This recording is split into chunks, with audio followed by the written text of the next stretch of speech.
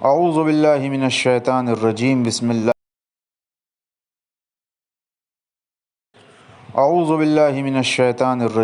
اللہ الرحمن الرحیم۔ نہج البلاغہ، خطبہ نمبر 166۔ جب حضرت امیر کائنات کی بیعت ہو چکی تو اس کے بعد آپ کی بیعت ہو جانے کے بعد صحابہ کی ایک جماعت نے آپ سے آ کر کہا کہ بہتر ہے کہ آپ ان لوگوں کو کہ جنہوں نے خلیفہ سوم پر فوج کشی کی تھی ان کو سزا دیں۔ تو حضرت نے ارشاد فرمایا، اے بھائیوں، جو تم جانتے ہو میں اس سے بے خبر نہیں ہوں، لیکن میرے پاس اس کی قوت و طاقت کہاں ہے جبکہ فوج کشی کرنے والے اپنے انتہائی زوروں پر ہیں۔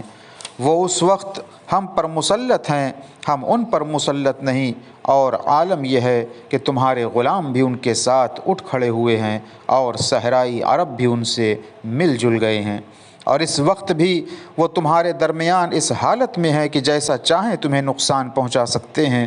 کیا تم جو چاہتے ہو اس پر قابو پانے کی کوئی صورت تمہیں نظر آتی ہے؟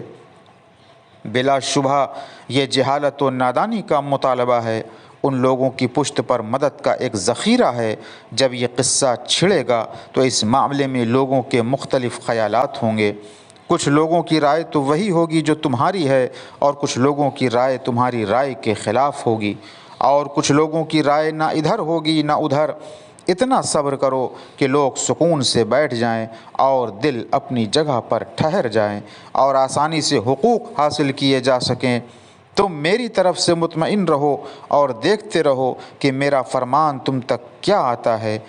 کوئی ایسی حرکت نہ کرو جو طاقت کو متزلزل اور قوت کو پامال کر دے اور کمزوری و ذلت کا باعث بن جائے۔ میں اس جنگ کو جہاں تک رک سکے گی روکوں گا، اور جب کوئی چارہ نہ پاؤں گا تو پھر آخری علاج تو صرف اور صرف یہی ہے۔ وآخر دعوانا ان الحمد للہ رب العالمین۔